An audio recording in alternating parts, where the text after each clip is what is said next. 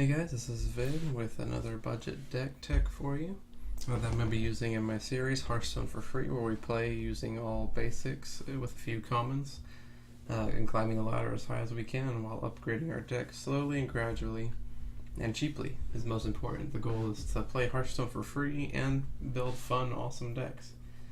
So here's my combo Shaman list. Let me run through the basic combo pieces.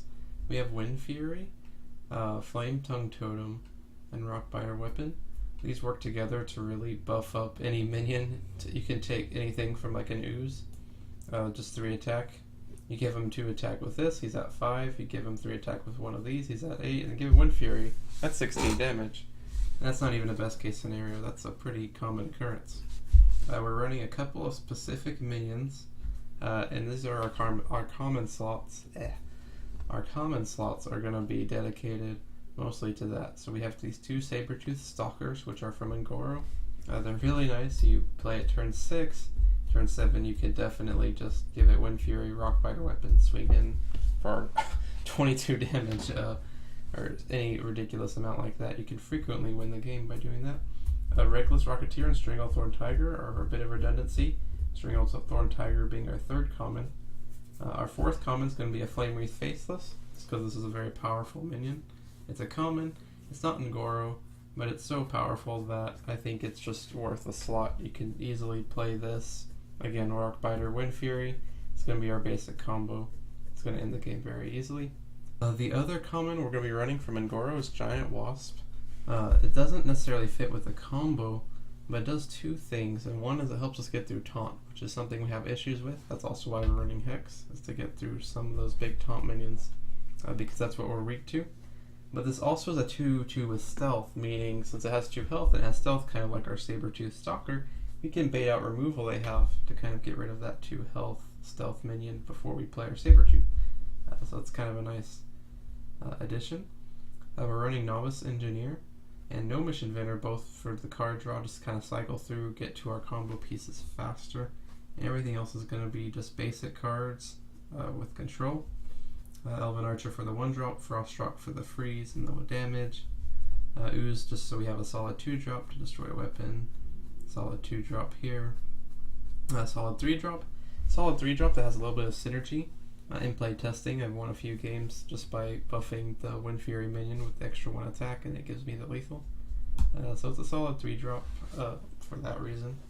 And Chillwind Yeti just because it's a good 4-drop, and we just needed to kind of fill that out. So now that I've kind of explained that, I'll go ahead and do a playtest game. To reiterate on my other videos, I'm going to be playing these through on ranked all the way up to a pretty high rank. I'm not going to start upgrading them until rank 20. That's when I'm actually going to start. So for now, I'm just doing 1 playtest per deck. I think I said 5 in my last video. I think I'm actually just going to do 3 so that I can more quickly get to the climbing for free series. So this is just going to be a quick playtest to show off the deck, kind of show you what it does, and some different strategies to be thinking about while you're playing it, until I can get to the whole climbing video. I'm going to keep a Frostrock, just to deal with some of his early drops. Lots of early minions that this can kind of help me stabilize against. Our goal is just going to be just to stabilize as long as we can till we can just one-shot him with a combo. Looks like this is going to be a quest warlock. He's playing the discard quest. The most common way to approach this quest these days is with a zoo variant, so I can expect it to be fairly aggressive. So I'm going to go ahead and coin out my 2-drop so I have just guys out on the field ready to fight. I would not recommend coining out Hero Power. If I didn't have this, I probably would have just passed. I waited. If I didn't have a 2-drop to play there.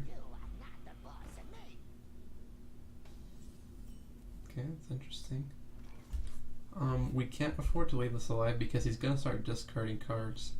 When he starts discarding cards, this is going to draw him cards. It's going to be too strong. I don't necessarily want to trade both my guys in.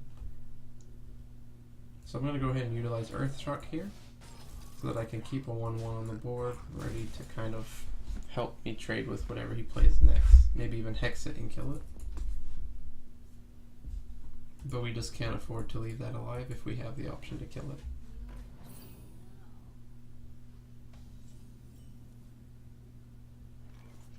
Okay. I kind of want to save my Hex for the 4 mana 2/8. I think that's what it is. Maybe it's a 3/8. It's a big freaking minion. And I might regret not saving my Hex for that. We could Rock Rider here to kill it. We lose a combo piece. Yeah, I think we're going to have to go ahead and Rock Biter. It's unfortunate. We'd much rather use that in the combo. We can't let him get too far ahead on the board. And I really want to save my Hex for the other minion that I'm going to be expecting him to play. Or maybe even this guy. We'll see. I'll go ahead and play my 4-drop to compete with his 4-drop.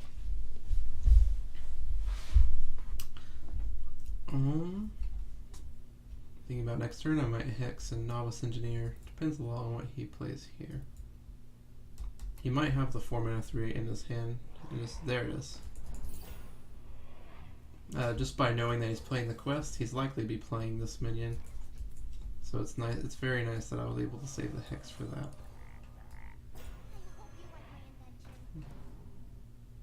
So I'm glad I wasn't tempted into just not doing it, because it was very tempting. He's still got to discard 3 more. I should take it. I still have plenty of time to kind of win the game.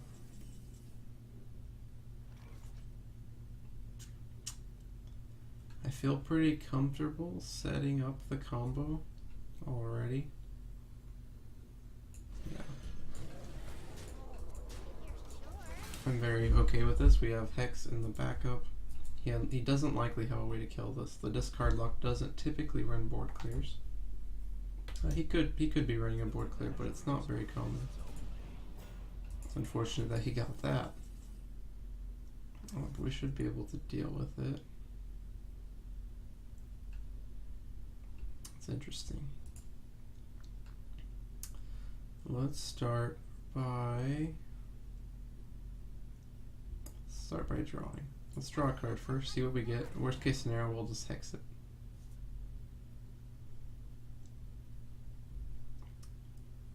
That is interesting. Okay. I'm going to go ahead and Hex it. Kill it. Keep my guy stealth to play around any single target removal. You might have like a Soulfire. We'll just keep this ready to use for our Wind Fury. I want to get at least 1 attack buffing, be it a Flame Tongue Totem or a Rock Biter. We should be able to swing in for lethal. We can get that. That's really good. Okay, looks like we won't have that opportunity to wait for it. So I think we're just going to have to go in, maybe roll a taunt minion if we're lucky. Very nice. Let's go ahead and just swing in for big damage.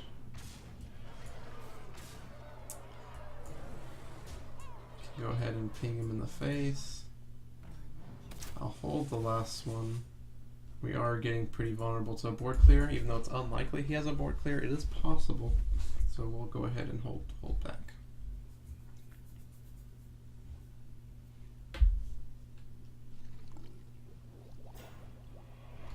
Taunt minion's good, but it shouldn't be enough to save him.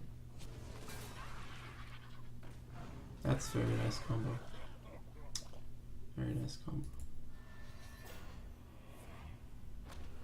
I should still be able to get through,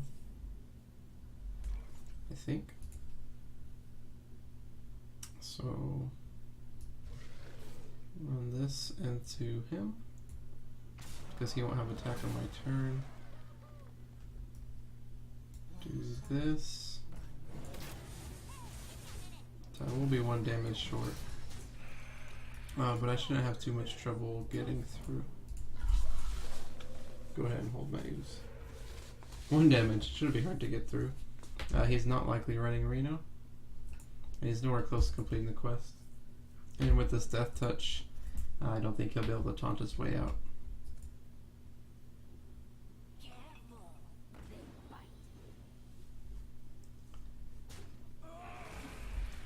Sweet.